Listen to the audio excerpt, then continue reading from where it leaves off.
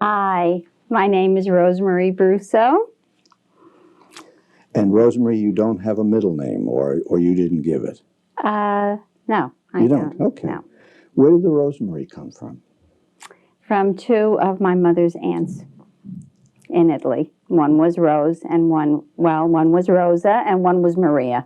Okay. What part of Italy does the family come from? The family came from a section called Calabria and a tiny town called San Martino di Finita on the Adriatic Sea. Have you ever been there? No, perhaps one day. Okay, all right. Now, your father's name was Brousseau. He was also Italian. Was he born there or born? Oh, by middle name you meant my maiden name. My father's last name was Lanzolata. Okay. Okay, I'm sorry. And your husband, I was thinking of your husband's name. Was he also Italian? No, my husband is French, Canadian, and German. I see. All right, so tell me then about your father's name and where your father hailed from. Well, as I said, my father and mother both came from that little town. Yes. They both came. I missed that. Yeah. Did you have any nicknames growing up, Ross? Well, Ro. Okay. My mother wouldn't allow Rosie. She disliked the name Rosie, so nobody could call me Rosie. But I had a couple of friends that would sneak it in once in a while. But if anybody called on the phone and asked for Rosie, Mama just would pretend that nobody by that name lived there. Now, you mentioned that you're still in Brentwood. You've lived here for a while. Yeah, we've lived here since 1964. And do you have, at this point, I didn't ask you if you have brothers and sisters or if you were an only child. There were three of us, my sister, my brother, and I was the baby. Okay. And are there still three of you? No, I lost my brother in 93. He was a wonderful math teacher in Huntington, retired math teacher. Still miss him. Yes, yeah, I can see that. Yeah. And your sister? My sister lives in East Northport, and we look like mirror images of each other now. So, and we travel together and do a lot of things together, and I'm very grateful that she's in my life. So there's a definite family face there. Oh, yeah. It's funny. We didn't look like one another when we were growing up, but we do now. How many years apart were you? 10 years. My sister is 10 years older than myself. Okay. Yeah. Were there any children? Do you have any children in your own family right now? Yes, I have three boys who grew up here in Brentwood and went through the Brentwood School District, and thank goodness all successful today. And have all moved on into their own lives. So they don't live in Brentwood, I take it. No, one boy lives in the North Pole upstate, right near the Canadian border. Oh. And my middle son lives in Nassau County, and my little guy lives in Westchester. So do you get much of a chance to spend time with the three of them? And are there grandchildren then? We have four. Yeah. 4 grandchildren. So that's a joy. Yes. And we get together when we can, but no, we don't really have a full family gathering very often, so we appreciate it when we do get it. Tell me about the personalities of your own children and how they were the same and how they were different. Well, they're the same as far as a loving family life and good Italian food and things of that nature, but personality-wise, they're very different. My oldest boy is very conservative and very serious about his work and his family. My middle son... What is his work, by the way, Rose? He majored in computer science at Potsdam, and he worked for a number of years at Reynolds Aluminum. And now he's with EDS. and he runs the computer lab I see. up there. Okay. So he has a very responsible job, and as I said, he's a serious gentleman. My middle son is not married and does a lot of freelance work with filming and cinematography and such. He has followed two of our Olympics, 96 and I guess it was 2000.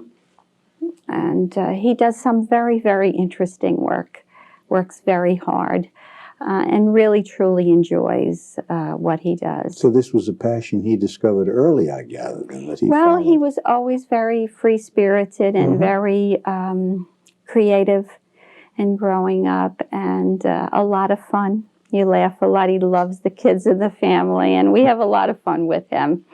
And Jeffrey, I guess, is somewhere in the middle of the two of them. He's serious but joyful, and he works for GE Capital up in, actually it's in Stamford. He lives in Westchester, but he works in Stamford.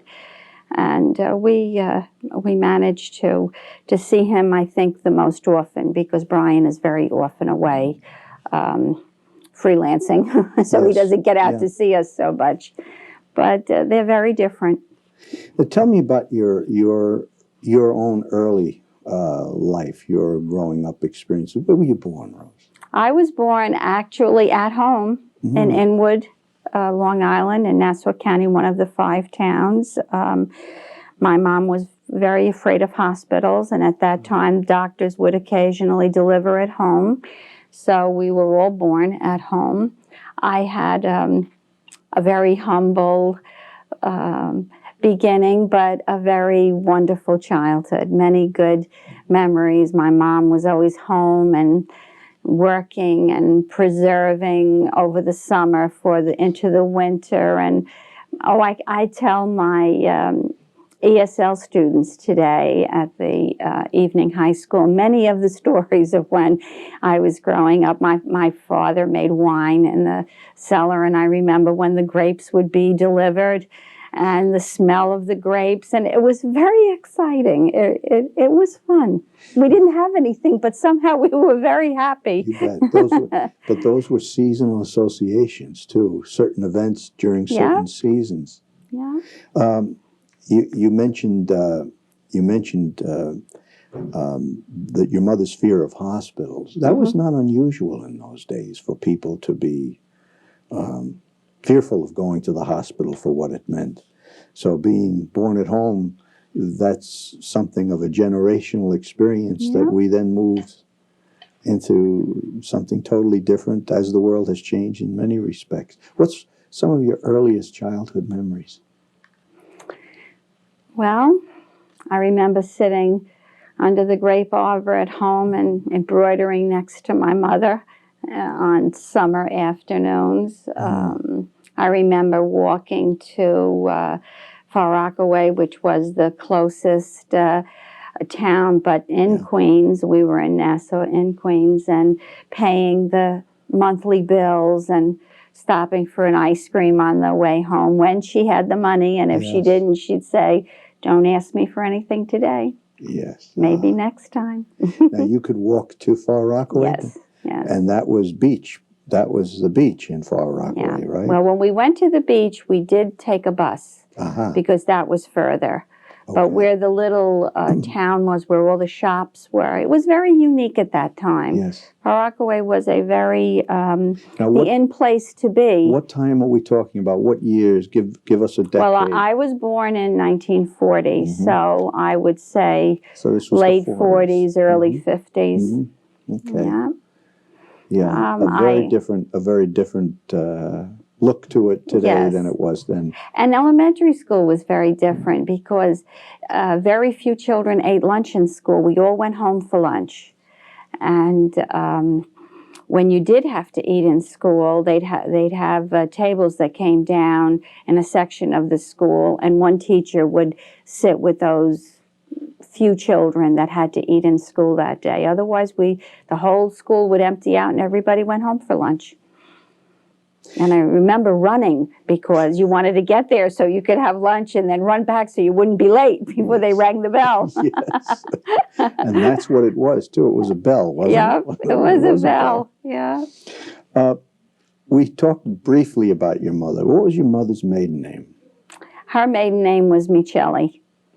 Okay. And do you know anything about her family history or her background or... Well, she came from a very large family. She lost her dad young, when she was young, and an older brother took charge of the family. And she would very often talk about the hard times they had during the wars and how we should appreciate things, because she remembered one time they couldn't get flour to make their bread, and they had to make bread from chestnuts because they grew chestnuts in their town, and how we should appreciate things and how they had really suffered, but they made it through. And now, when she talked about memories of the war, she was obviously talking about the First World War, right? Yeah. Mm-hmm.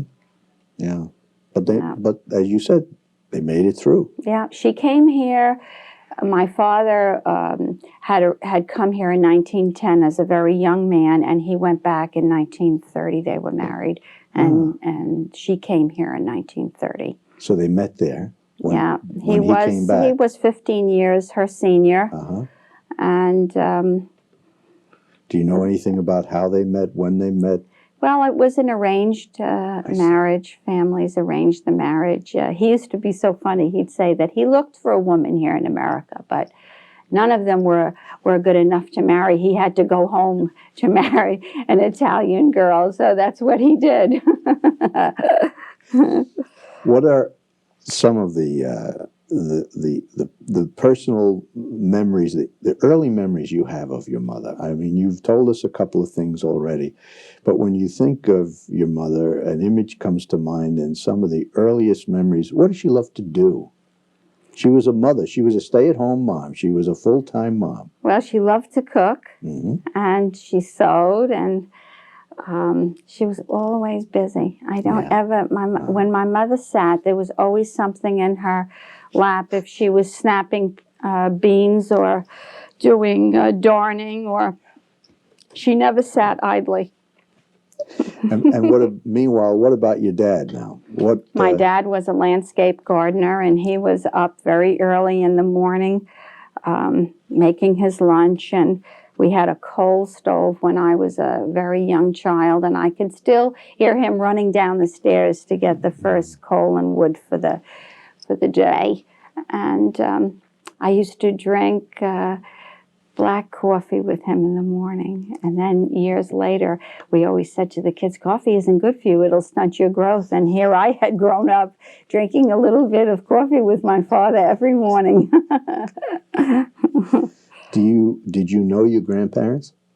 No, they were all gone when I was born. Just stories. Yeah. You know. Rose, were there any older people then, older than your parents, that you connected with and that you felt a closeness? Since you didn't have grandparents of your own, did you kind of adopt anybody that was... I always had a very soft spot for older people, and some of my mother's friends were older, and I did, and it was funny when I met my husband, Lou, his grandparents were alive, both sets, and I felt so special because now I had grandparents, and Grandma and Grandpa had moved here to Brentwood in 1940, and so they were here when we moved here in '64, and I spent a lot of quality time with them. So the grandparent fix I didn't have as a child, I got as an adult. Isn't that wonderful? Yeah, it was nice. Now, in the birth order, you told me before. I was the baby. You were the baby. Mm-hmm. You know how as teachers we always say that somehow or other the birth order affects the personality of the child. Do you think it did affect you being the baby? Did you get any more attention? Well, I think times were better for my parents when I was born because my sister was born in 1931 and my brother in 32. And when I was born in 1940, we were going into World War II. But the it was Depression was pretty much gone. The Depression was gone, and things were I think a little bit better for them. And then in those next 10 years, things got easier. We never had a lot of money, but things just got easier, it seemed. I've always thought of the optimism of people who brought children into a world during or, at the Depression or during a war. How people must be so optimistic about the future to be able to bring children into a world that's, of course, sometimes we don't have a lot of say in the way it happens, but nevertheless. Did you learn something specifically that you can point to from either your sister or your brother? You can say, that you watched or you listened and you learned. Well, I think there was always a wealth of information from the way we were raised, and I think today I'm still influenced by that. I find it hard watching the throwaway society that we live in today, and I have a very hard time. I like to give things to people. I like to pass on so someone else can use something, but my first reaction is never just to throw it out. And so it's hard. It's hard for me now in my retirement, even getting rid of things I know I have to get rid of. Isn't that the truth? Yes. But, my parents valued everything. And I think the three of us really remembered that, and probably because of the Depression. Sure. We used to laugh because my mom could make the most wonderful lunches out of leftovers. And so if I do something like that today, my husband gets a big kick out of that, a little of this and a little of that, and we have lunch.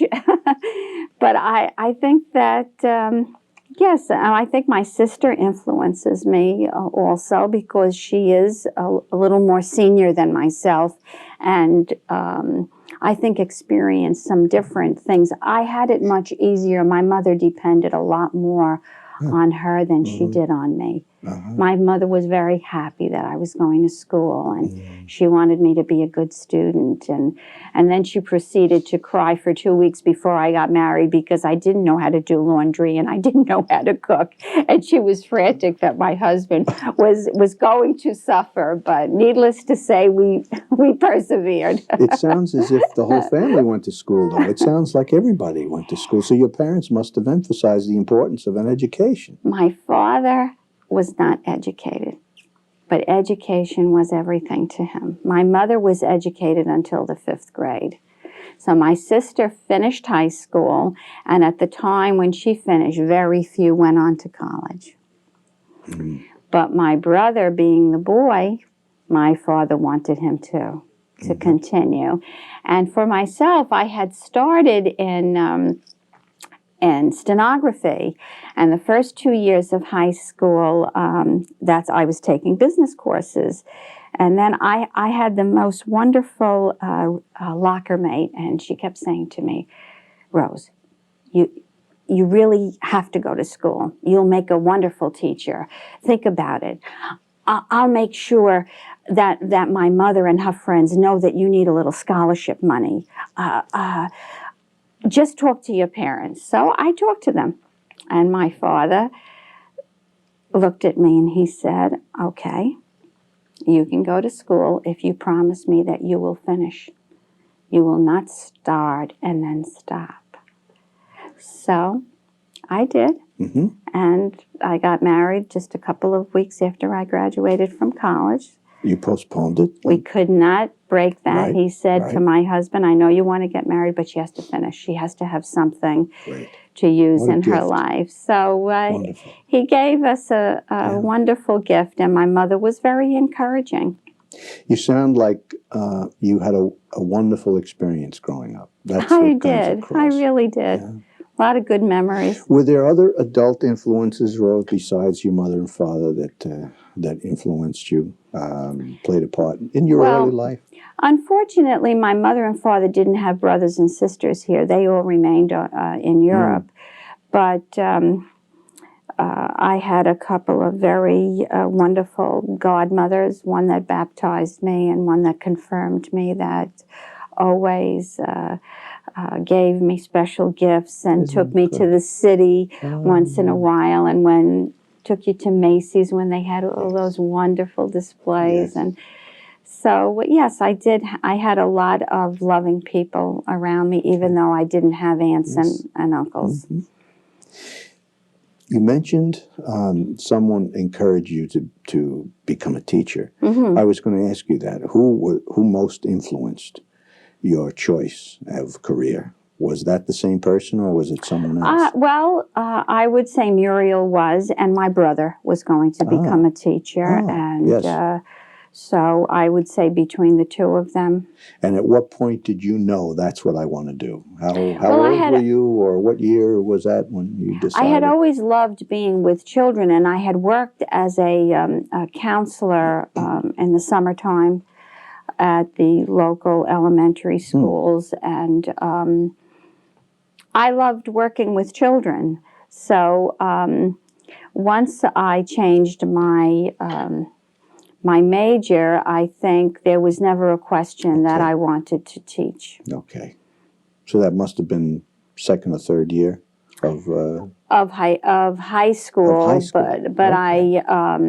Well, you know, we weren't really encouraged so much from the school that I attended. Inwood, of the 5 towns, was the poorer town, and most of the young men that graduated elementary school, because it went to 8th grade at the time, went into shop, and the girls went into business. When I graduated, only one boy from our class was slated to go into the Regents program. Now that has significantly changed, and it's funny because I remember the guidance counselor and how quickly he placed us, and how years later that all changed, because they really wanted all children to have an equal opportunity to better themselves. Sure. So I think in my mind it wasn't a possibility when I was in 8th grade. But when I was in my sophomore year, and I changed, and I really had to scramble for 2 years. I had to double up on a lot of subjects so that I could get into Queens College. I did. But my brother was wonderful, and of course my friend Muriel, she said, "You'll do this." And we still in contact today. So you had some support system there. Yeah, speaking about being in contact, are you in contact with any of your school chums, any of the friends from yes, school? I see 2 of my girlfriends regularly, and this be from elementary or high school? Both. Or college? No, elementary and high school. And I'm in contact with a few of my high school friends. We enjoy our reunions every 10 years. College friends also. I just attended a sorority reunion in October, and 50 girls came from all over the United States. 7 of us put it together, and we had such a wonderful afternoon. Now you say 50 girls. Do they come with husbands? Or they come by themselves? Just the girls. Isn't that wonderful? Yeah, they did. They dragged their husbands with them as far as transportation, but they came by themselves. Isn't that neat? We had a girls' afternoon. How great. Did you have chores or things that you were responsible for in your own home growing up in Inwood? Oh, yeah. Oh, sure. Things that were it was understood that you had to take. I had to take very good care of my own things, because we lived in a large but only 4-room apartment. So my mother had to be organized. Right. So we had to be organized. But I had to help her with dusting and, things like that. I just didn't learn to cook. But you learned to be personally responsible, so for your own things. Yes. Do you remember your first paying job? Oh, yes, I do. My first paying job was for a stamp company. I loved collecting stamps. And my sister actually worked at a bank, and there was a woman that came in every afternoon with deposits from the Herrick Stamp Company in Lawrence. It was a business at home, and I made 50 cents an hour, and I was so proud of that. Yes. And I worked for that wonderful family until the end of my first year of teaching. And then I told her I couldn't do it anymore. It was too much for me. Oh, It was just too much for me. But I did find a replacement, and that woman is still in that position today, running the office, which now is no longer in a private home, but in a place of business. Isn't that funny? That's some story. Wow. Yeah. Did you have a birthday, when you think back of all the birthdays that we've all had, but is there one early on that you remember particularly? A birthday party or a birthday A itself? special birthday. Yeah. Probably when I turned 16. Okay. But birthday parties were just very unique in those days. You didn't have a big to-do. You had it right on the day, and it was the only time my mother let us have soda. And everybody walked from wherever they lived, and that was the party. Right. What kinds of things were you interested in when you were a student? When you were, let's say in high school, what kind of a kid were you, and what were the things that interested you? Well, I was always interested in stamps, and I was interested a little bit in coins. And I had a pen pal in England that I wrote to for a number of years, and joined a few clubs. Okay. All right. I want to ask everybody this question because sometimes it changes as we go along. Today, are you a night person or a morning person? I'm a morning person. Have you always been a morning person? Pretty much. Uh-huh. Pretty much. So you didn't mind getting up when you got that sub call to go in and... Oh, no. No, I didn't mind. Okay. Do you have a favorite season, Rose? I like the spring. Okay. The best. I like fall, and I do even like winter, even though we had a tough one this year. But this winter was like the winters when I was growing up. That's exactly what it was. But I think spring has always been my favorite. There are so many people that can't wait to get away, to go where it's warm and give up the seasons, and that's a hard thing to let go of. I really like the seasons. I think each is unique and special.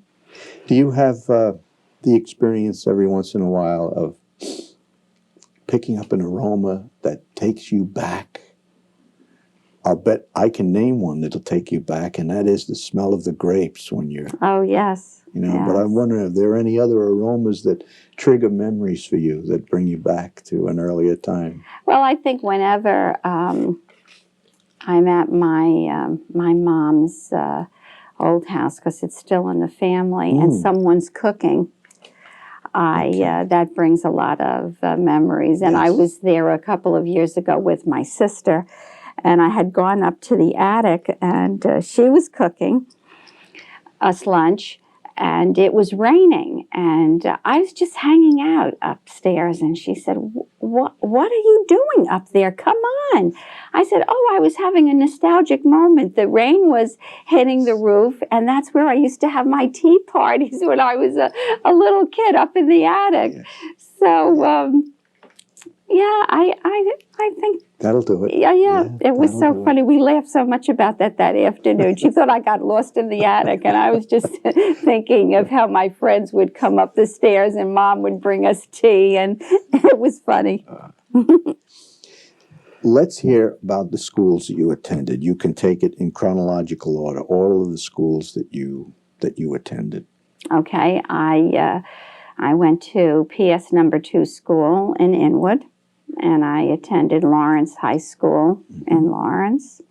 Queens College in Forest Hills, and then C.W. Post for my master's, which was much later because I was one of those lucky teachers that was permanently certified when I graduated. So I didn't go back for a while. For a while, okay. Do you remember with fondness, or perhaps not, any of your primary or secondary school teachers?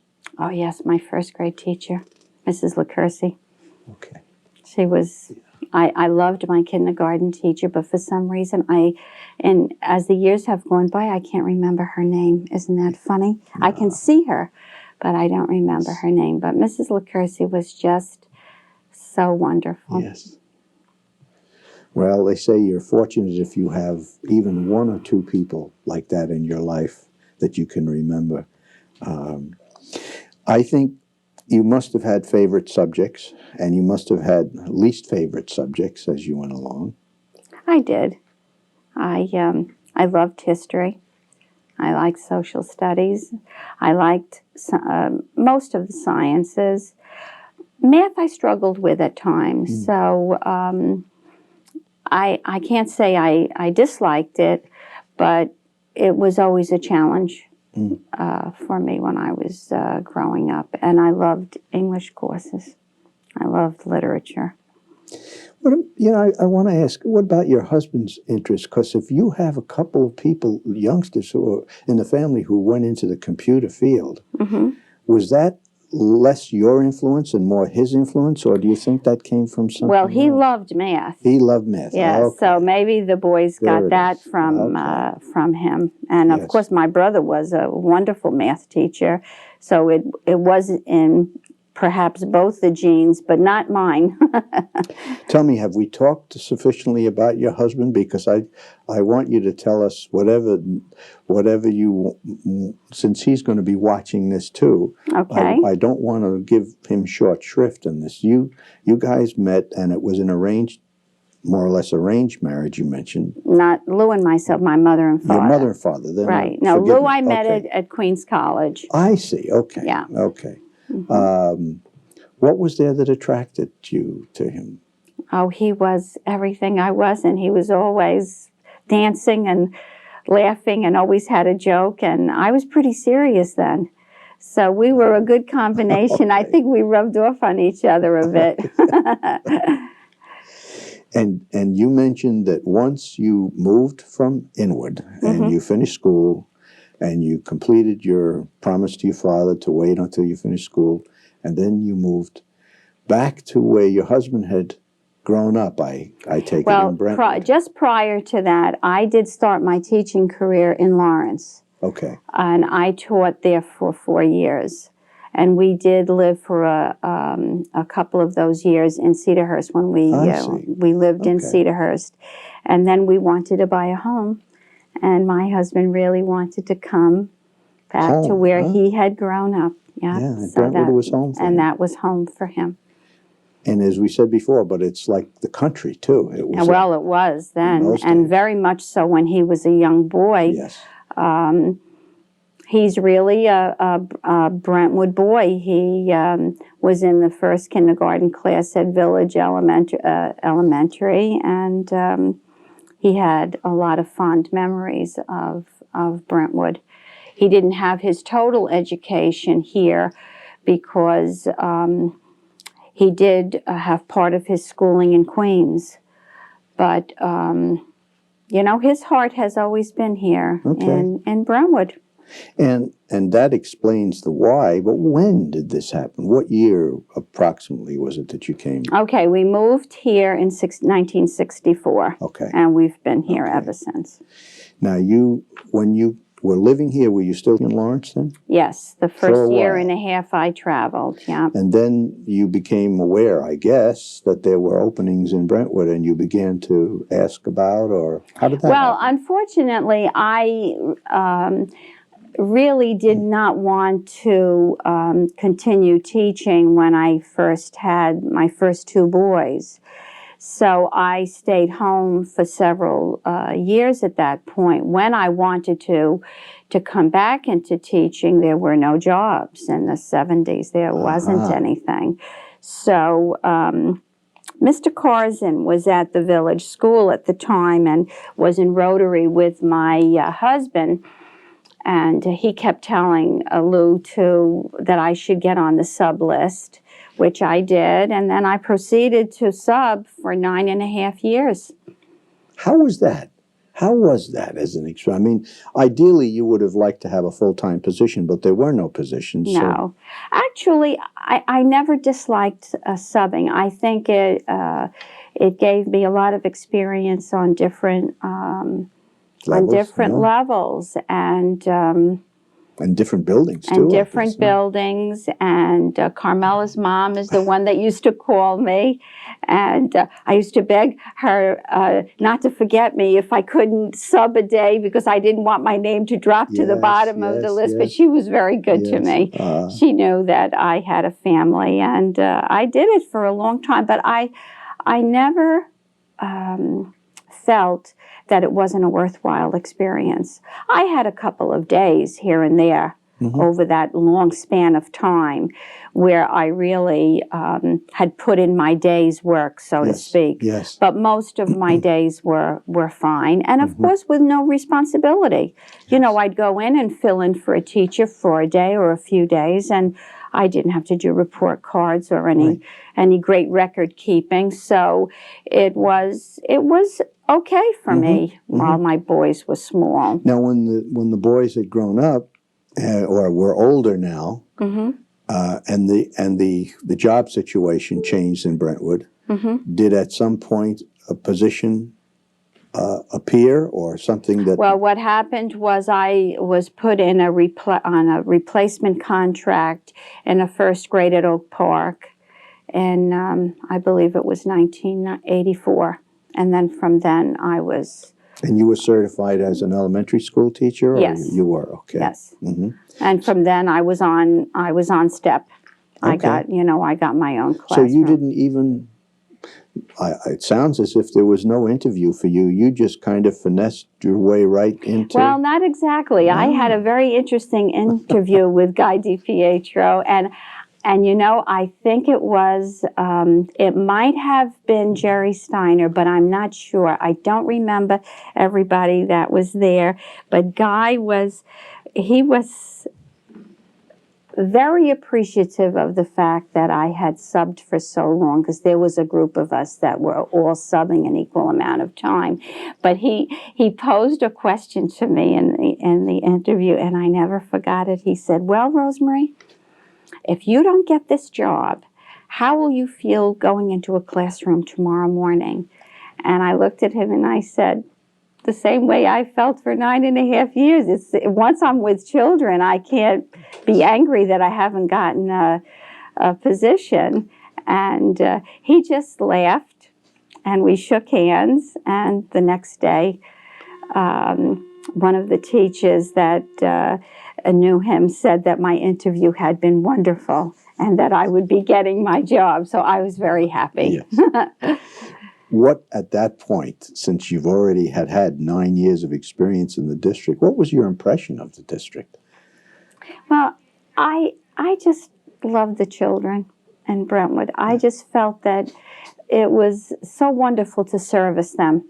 You know, they were like sponges, and they needed good teachers to give them as much of our experience and time and love, and I never, ever regretted working here.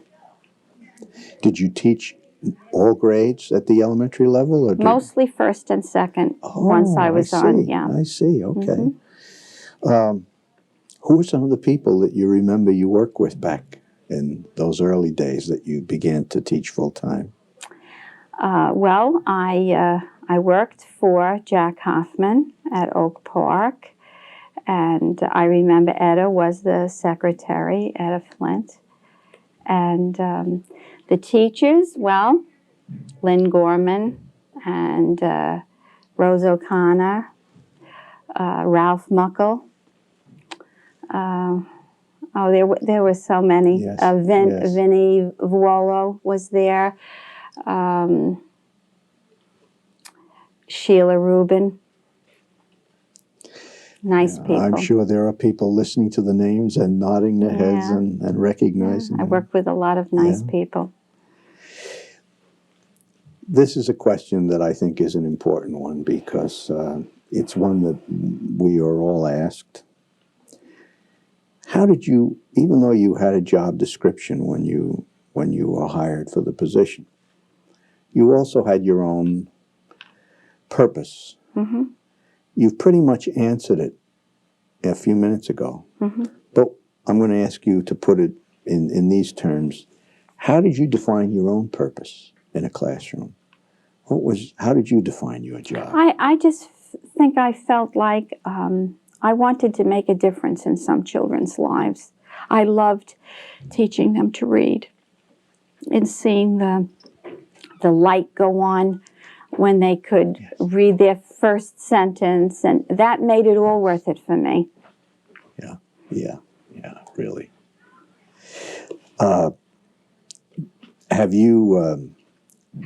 Did you have time to get involved with the organization or the teachers' organization, the Brentwood Teachers Organization? All right. In the beginning, when my boys were small, it was difficult. Mm-hmm.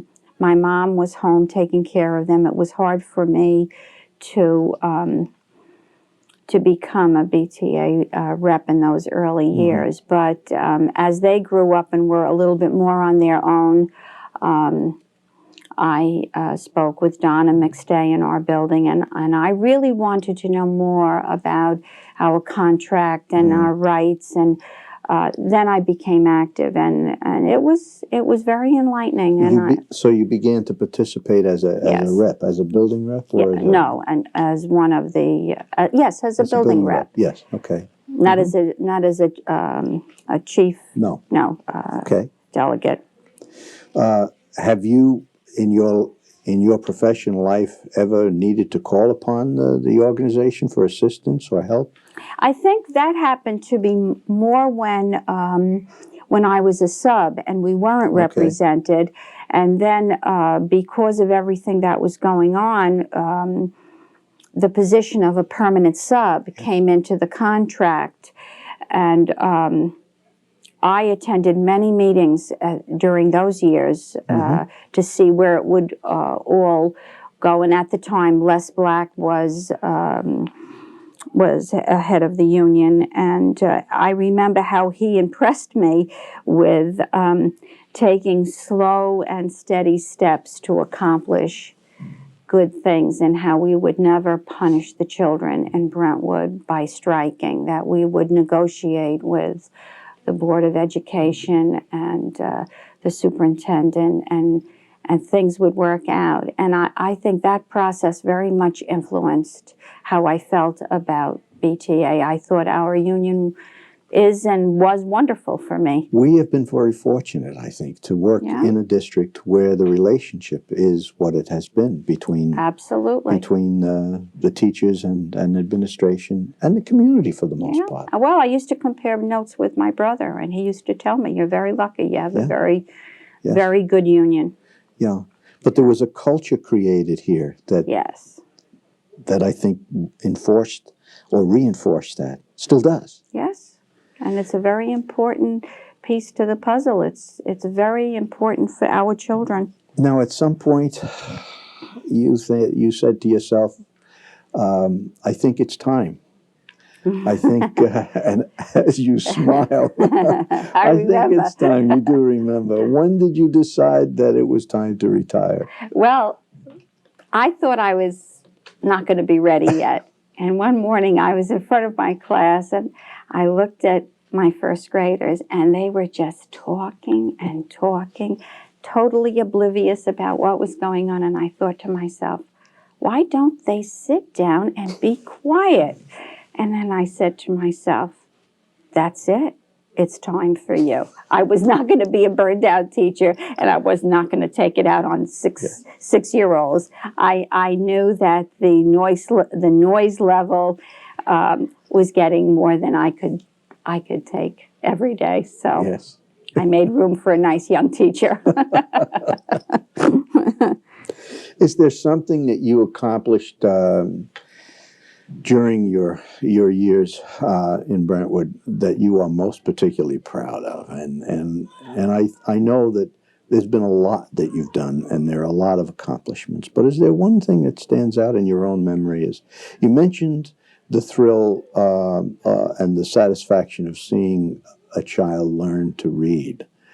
That certainly brings it down to its most important and simplest form. But is there something other than that you Well, want to I mention? think after seeing them learn to read and how much emphasis went on to writing, I think seeing first graders write wonderful little stories, and I was fortunate enough for a couple of my students to be chosen as outstanding authors.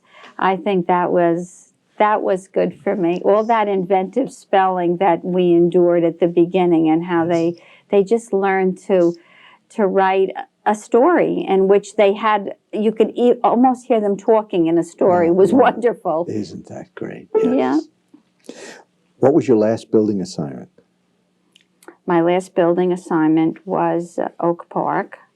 I am still teaching 2 nights a week at the high school as an ESL teacher, but yes, I finished at Oak Park. And what was the total number of years then that you spent? If you count your 9 years when you were subbing, and if you put all that together, how much time? Well, I would say I retired with 30 years.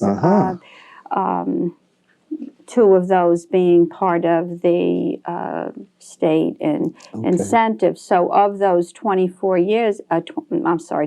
years, I spent 24 of them here in Brentwood, because I spent 4 in the Lawrence Public Schools. Okay. Do you remember what you were paid in the beginning in Lawrence, let's say? Yes, I do. I was hired and signed a contract for $4,800. And before the summer was out, there was, I guess the budget passed. I don't remember the circumstances, but when I started in September, it was $5,300. Okay. Yeah. And that was before taxes, though. That's right. Yes. That's right.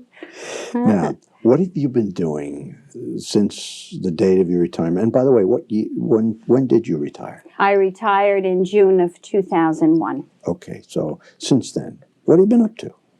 Well, doing many things. I'm involved in the community. My husband and I are both Rotarians, and we do a lot of service in the community, raise money for scholarships to be given at the high school, and we work with a Boy Scout troop, and we donate to the outreach programs and Pronto, and we do just so many things. We're busy trying to raise money for the final steps of polio eradication, and as a matter of fact, many teachers in our district donated to that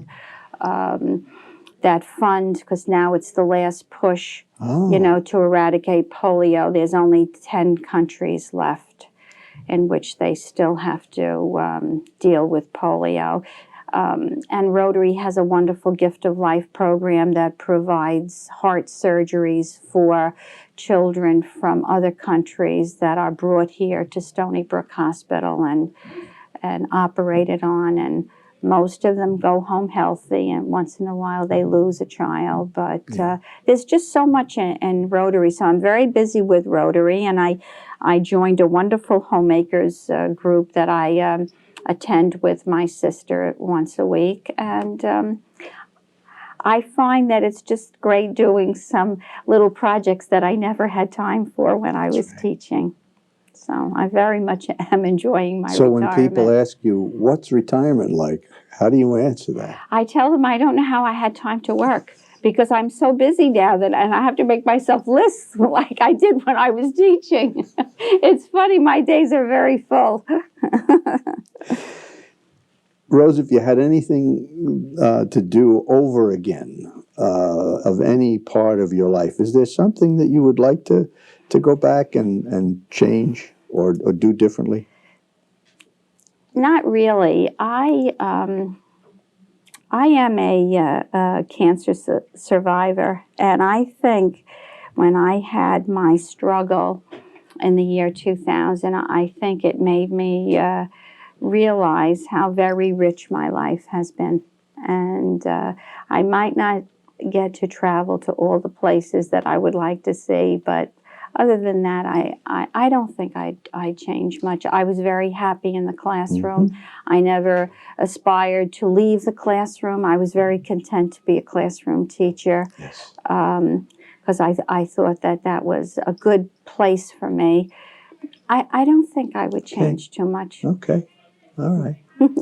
You mentioned that when you were younger,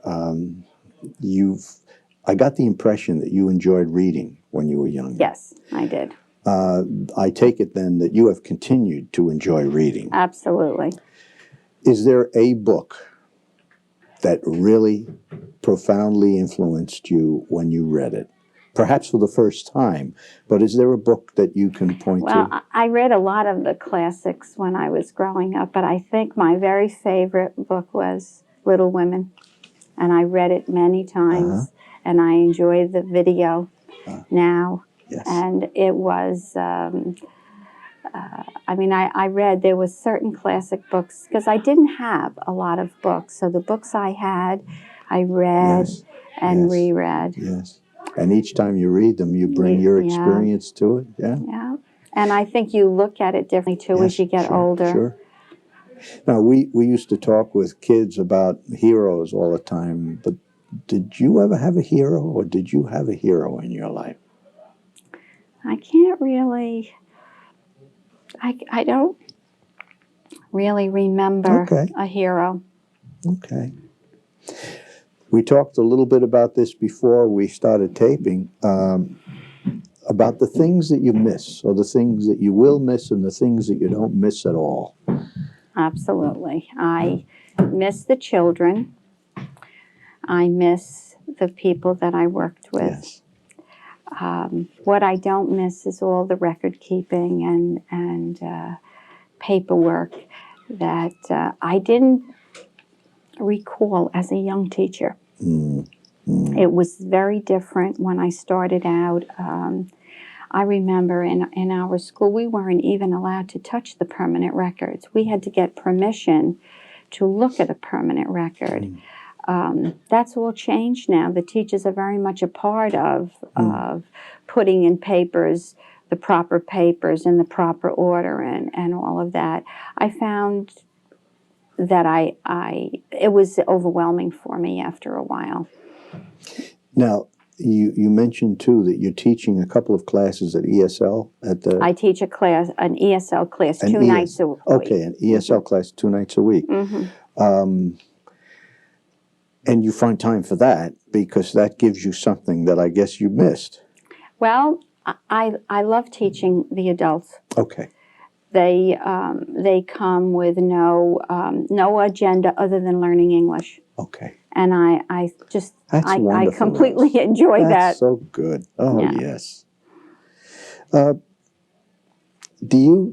you worried about the future of the Brentwood schools? Are you worried about the future of public education when you see the changes that have come on, even since you've retired? Or do you feel optimistic about what we're doing and where we're going?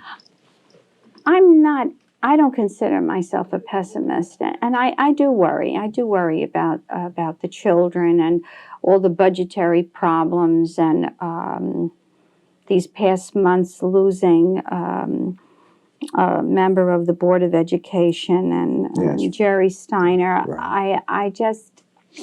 I knew Frank Cannon for such a long time, and I feel sad that some of the people that were like the foundation of our district are now no longer going to be there. And I just hope and pray that whoever comes forward to try to fill their shoes can do as wonderful a job as they have done. We're talking about perhaps providing pieces of these tapes to be shown on retirement day, when people are filling out their paperwork and looking at what teachers have said on these interviews, but we're also thinking of playing pieces of them for new teachers at some point, people who just started teaching. Okay. And in that respect, I would ask you, what's the best advice that you could offer a person just beginning? Well, I think you should look at your career as just an awakening of giving your experience and all your professionalism to molding their lives, to preparing them for life, to give them some life skills that perhaps they wouldn't receive in their environment. And just to stay positive and laugh. I think you should just be able to tell a joke and laugh with the children and find things that are funny, and never be too serious, because I don't think it will work. I think we live in a society where humor is very important, and faith that things can be okay. Yes. Now, before we put a lid on this, I have to ask if there's anything that you can think of that we haven't discussed, either something for your family that we haven't said that we need to say before we finish, or if there's any subject area that we have omitted. I know that there are going to be things we'll think of immediately afterward, but this is the tough time, the time that I try to rack my brain to think of what I haven't asked you. I know that you have been as busy and perhaps even more busy since you retired than you were while you were teaching. But it has been a joy being with you today and listening to your story. Oh, thank you. And I want to thank you on behalf of everybody who is listening right now. Thank you, Rose. I had a good time. Thank you. And I'm very grateful to my family. Thank you. My original family, Mom and Pop, and my sister and brother, and my husband, Lou, and Greg, Brian, and Jeff, and my grandchildren. My whole family. Thank you, Rose.